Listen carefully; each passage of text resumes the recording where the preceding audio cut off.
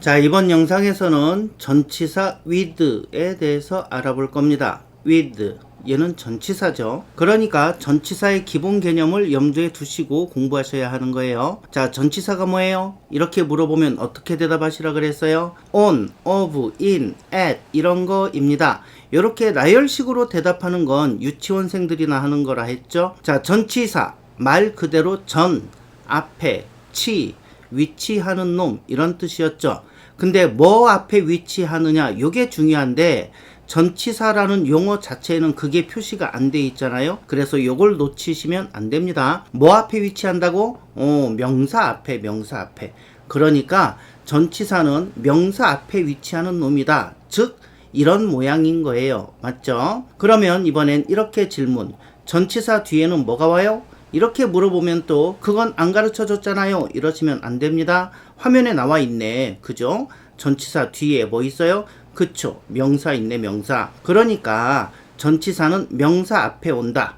이걸 다시 바꿔 말하면 전치사 뒤에는 명사 온다. 같은 말인 거예요. 아셨죠? 흰말궁둥이 백말볼기짝 같은 얘기라는 거지. 그런데 저렇게 전치사랑 명사랑 똘똘 뭉친 이유가 뭐라 그랬죠? 저것들이 왜 뭉쳤을까?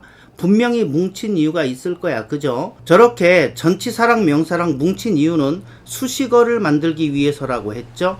수식어라는 건 영어에서는 형용사, 부사 얘네들을 말하는 거잖아요. 그래서 결국 전치사라는 거는 명사와 합쳐져서 수식어, 즉 형용사와 부사를 만든다 이 말인 거예요. 그러면 우린 이런 결론이 자동으로 나오는 거죠. 전치사란 명사와 합쳐져서 수식어구를 만드는 놈이다. 여기서 한 가지 더 질문. 그럼 명사를 형용사나 부사로 바꾸려면 어떻게 하면 된다는 말이에요? 그쵸?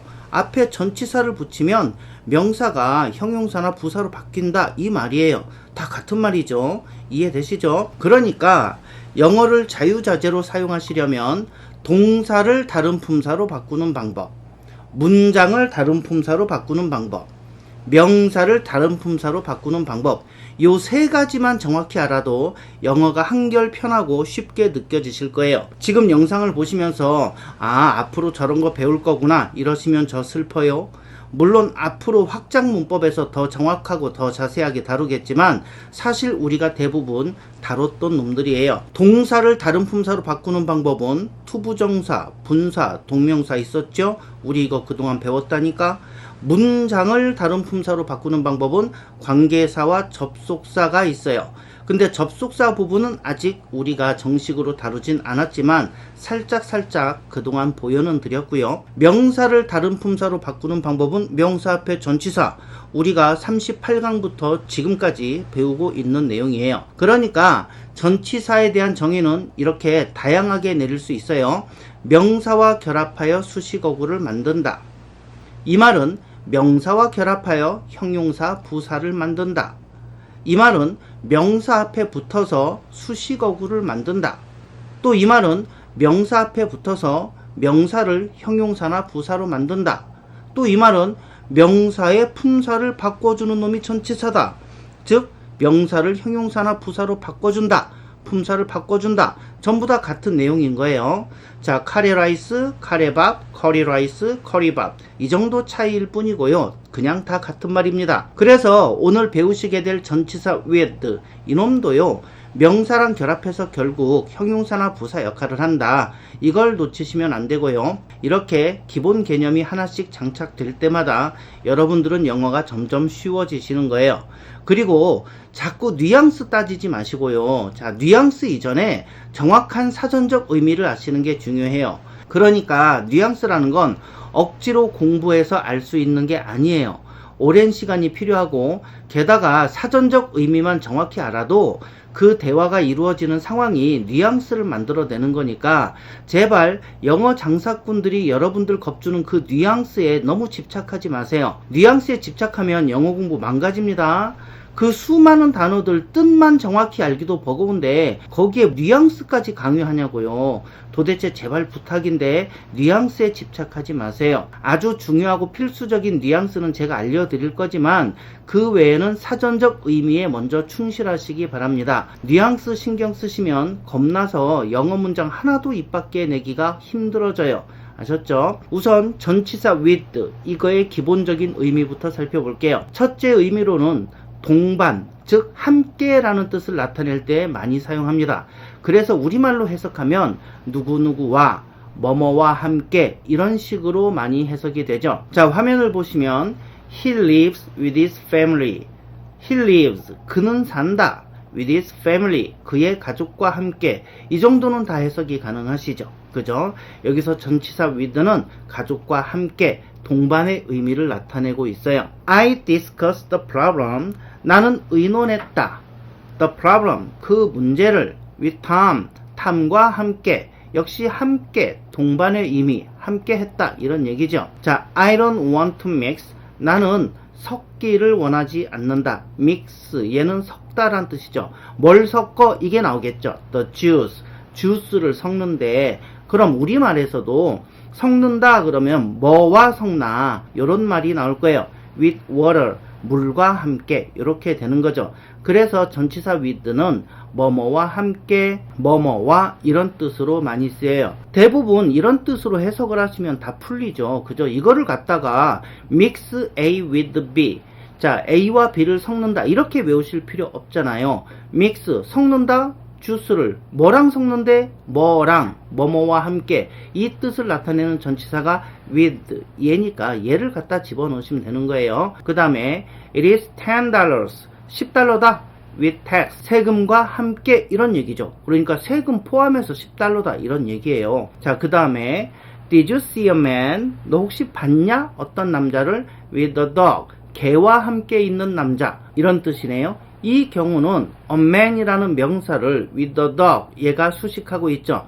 명사를 수식하니까 이번에는 형용사구 역할을 하고 있어요. 어렵지 않죠? 전치사 with에 가장 많이 쓰이는 뜻, 뭐뭐와 함께, 동반의 의미를 나타낸다.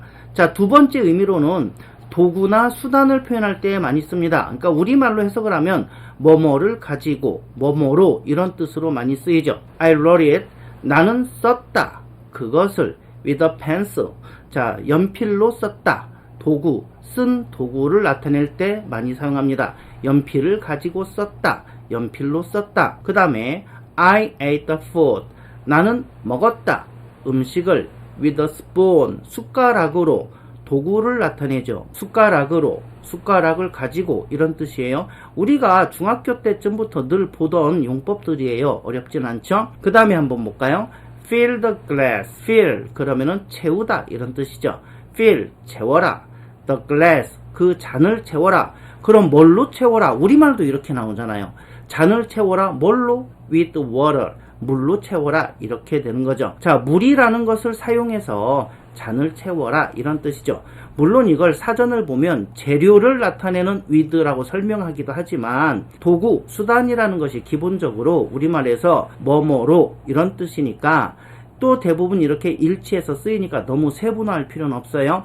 이거를 또 굳이 뭐 재료를 나타내는 with다 이렇게 세분화할 필요는 없다는 얘기죠. 그냥 with, 도구나 수단을 나타낸다. 뭐뭐로, 뭐뭐를 가지고 이런 뜻이 있구나. 이 정도 뜻만 알아도 세분화된 위대의 용법들 대부분 통합이 가능합니다. 자, fill the glass, 잔을 채워라. with water, 물로 채워라. 뭐뭐를 가지고, 물을 가지고 채워라. 이런 뜻이 되는 거죠. 자, 단 한 가지 조심하실 거는 언어에 관한 경우는 전치사 in을 쓴다는 거예요. 이 부분 제가 카페에서 영장 문제 냈을 때 많은 분들이 틀리셨죠. 영어로 할 때 with English 이렇게들 많이 쓰셨어요. 그래갖고 틀렸죠. with는요 주로 눈에 보이는 물리적 수단이나 도구를 나타낼 때 많이 쓰죠. 근데 언어는 눈에 보이는 물리적 수단이 아니잖아요. 게다가 어떤 언어를 사용해서 라는 표현은 이미 정해져서 쓰는 표현이 있어요. 바로 전치사 in, 요 놈을 사용하는 거예요. 사전을 보셔도 이렇게 나옵니다. 언어를 나타낼 때 say it in English, 그것을 말해라. in English, 영어로 말해라. 그래서 언어를 나타낼 때는 전치사 in을 씁니다. 영어로 in English, 한국어로 in Korean, 중국어로 in Chinese 이렇게 어떤 언어를 사용하여 라는 표현은 전치사 in 요거를 사용한다는 것만 좀 조심하시면 나머지 부분은 크게 어긋나시는 게 없으실 거예요. 또 이런 예외가 많지 않을까 걱정 안 하셔도 됩니다. 요 부분만 살짝 조심해 주시면 돼요. 자, 그 다음에 with의 세 번째 의미로 수혜, 즉 어떤 혜택이나 도움을 준다 라는 의미가 있어요. 이건 사실 네이버 사전을 뒤져도 안 나오는 내용이에요. 도통 찾을 수가 없더라고요. 그래서 이렇게 네이버 사전에도 안 나올 경우에 저는 월드라는 사전으로 가보는데요. 다행히 여기에 그 내용이 있습니다. In support of 뭐뭐에 도움이 되는 이런 뜻을 with가 가지고 있다는 얘기죠. 여러분들 저기에 나온 단어 support 이 단어는요. 지원, 후원, 도움 이런 뜻이 있어요. 그러니까 전치사 with 얘는요. 지원, 도움, 후원 이런 뜻이 있다는 말이에요. 전치사 with 여기에 이런 뜻이 있구나 라는 것을 우리는 방금 사전을 통해서 확인했어요. 이 뜻을 염두에 두시고 다음 진행해 보도록 하겠습니다. 자, 그래서 제가 지난번에도 카페에 간단한 영작 문제를 드렸죠. 이걸 알려드리고 싶어서 그랬어요. 자, 역시 국제학교 다니는 학생들 오면 제가 간단한 영작 문제로 내곤 했던 문장입니다. 나는 탐의 숙제를 도와주었다. 이걸 영작해봐. 이렇게 학생에게 말하면 같이 상담 와서 옆에 앉아있는 엄마 얼굴에 기분 나쁜 표정이 확 드러납니다. 그럴 수밖에 없는 게 아니 내가 1년에 3, 4천만 원 하는 국제학교에 오직 영어 하나 시켜보겠다고 10년을 보냈는데 그런 우리 애한테 저 따위 초등학교 저학년 수준의 영작 문제를 낸다고?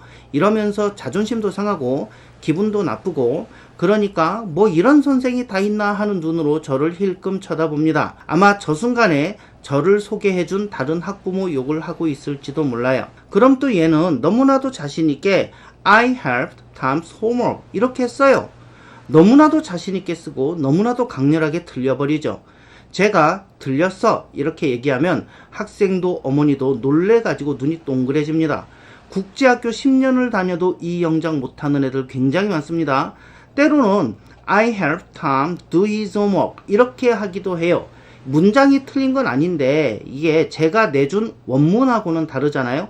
그럼 이제 저는 야 내가 준 한국어에는 숙제를 하다 할 때 하다라는 동사가 없잖아. do라는 동사가 없잖아. 그러니까 do 이거 쓰지 말고 해봐. 그러면 또다시 저 답으로 나오는 거예요. I helped Tom's homework. 여기서 벗어나지를 못해요.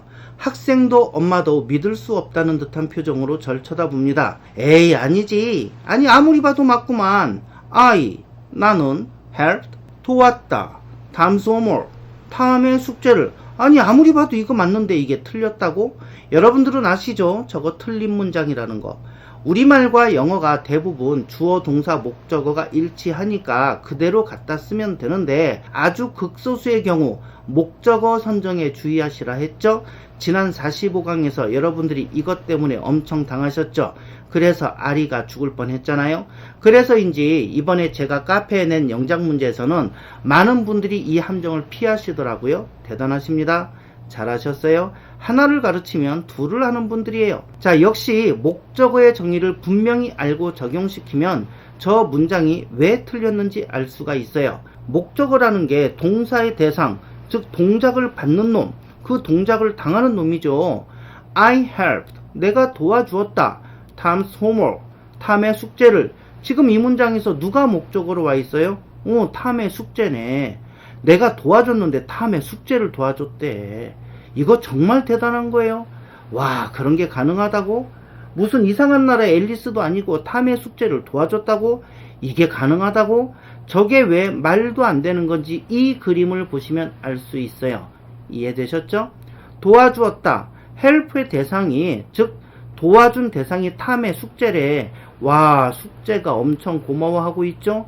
고마워 인간아, 내가 요즘 많이 힘들었는데 이렇게 도와줘서 고맙다 인간아, 어이구 인간아.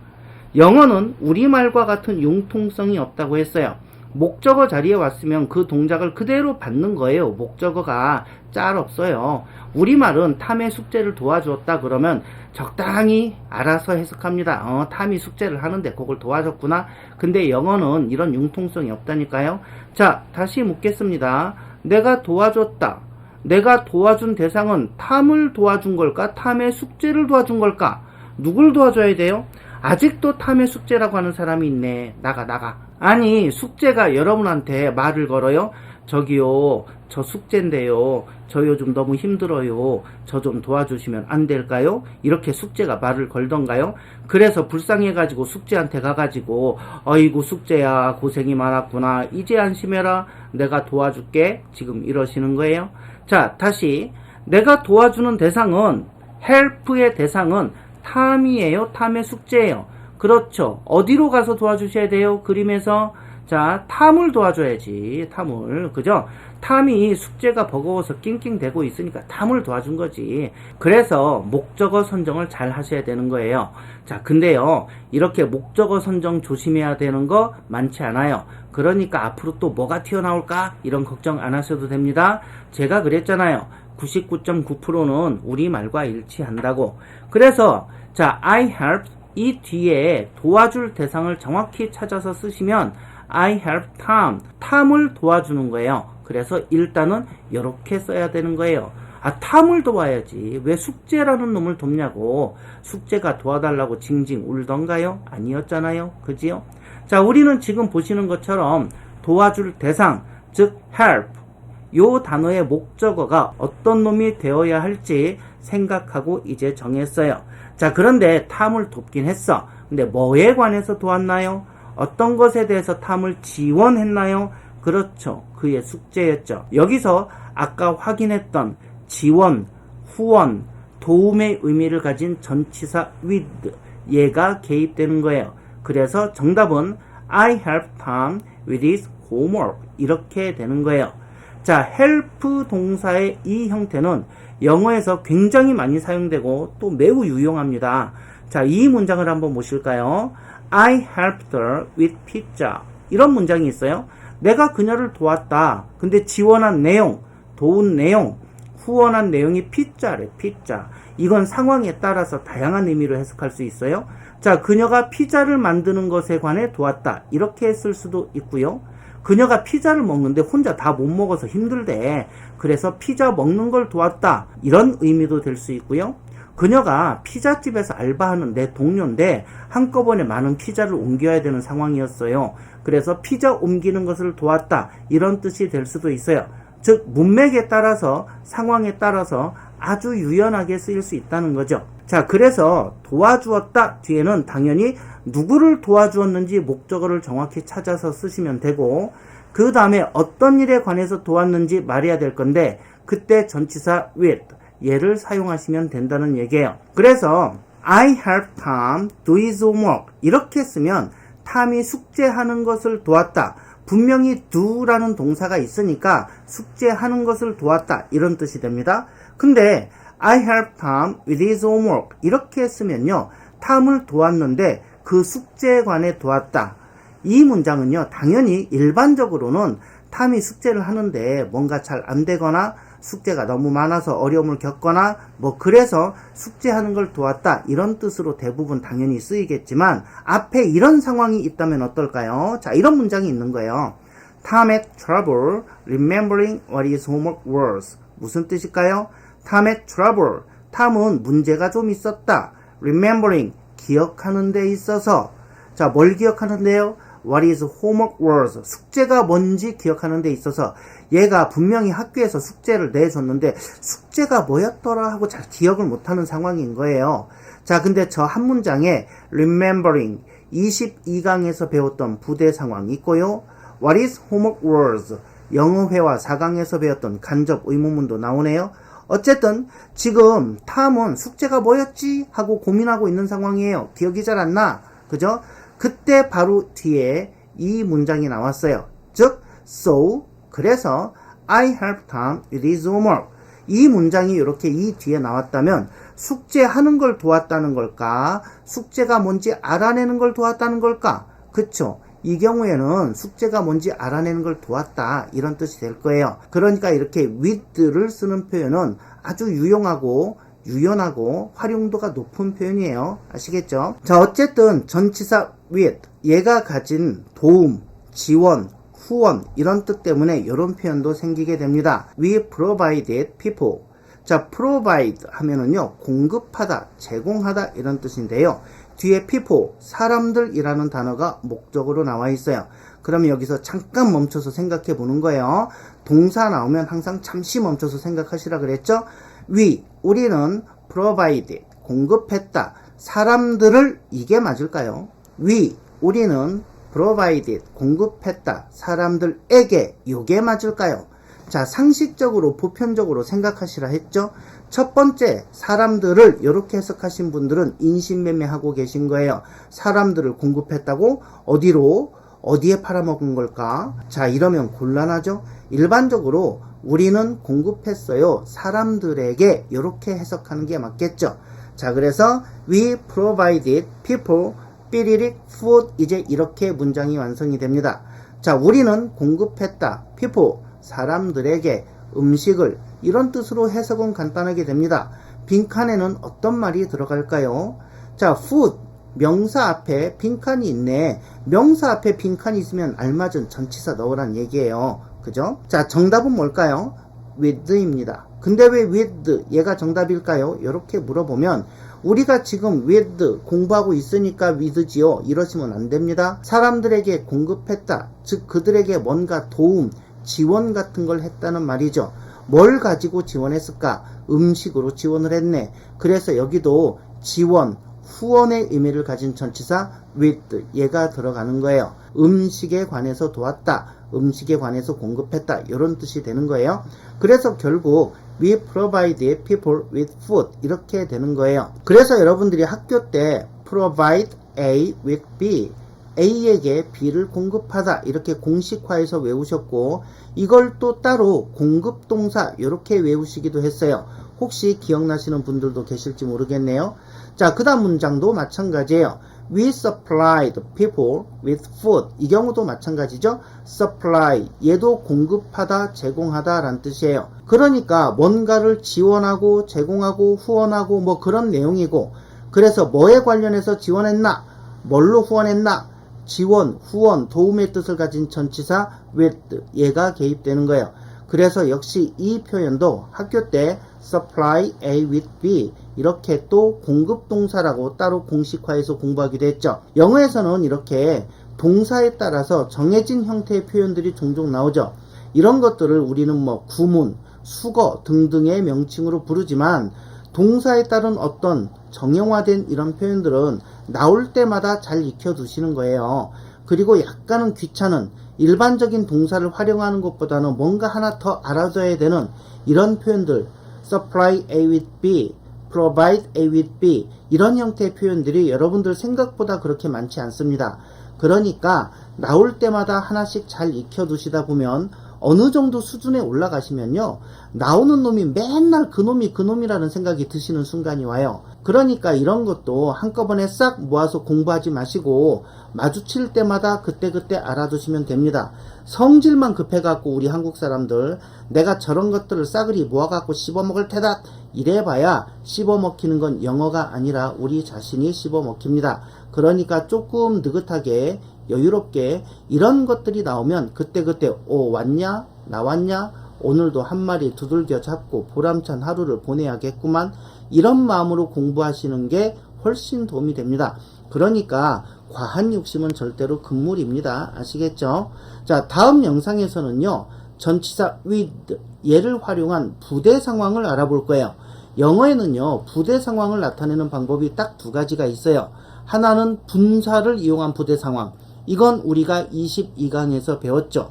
그리고 하나는 전치사 with, 요거를 활용한 부대 상황, 요렇게 두 가지가 있어요. 그러니까 다음 영상에서 with, 부대 상황을 공부하시면 영어에서 쓰이는 모든 부대 상황을 다 아시게 되는 거예요. 그러니까 다음 영상 올라오기 전까지 22강을 다시 한 번 내지 두 번 꼭 보시면 좋겠습니다. 그래서 부대 상황에 관해서 이번 기회에 완전히 털어버리고 가시게요. 영어로 부대 상황 마음껏 만드시고 또 마음껏 해석하실 수 있는 실력이 만들어지실 거예요.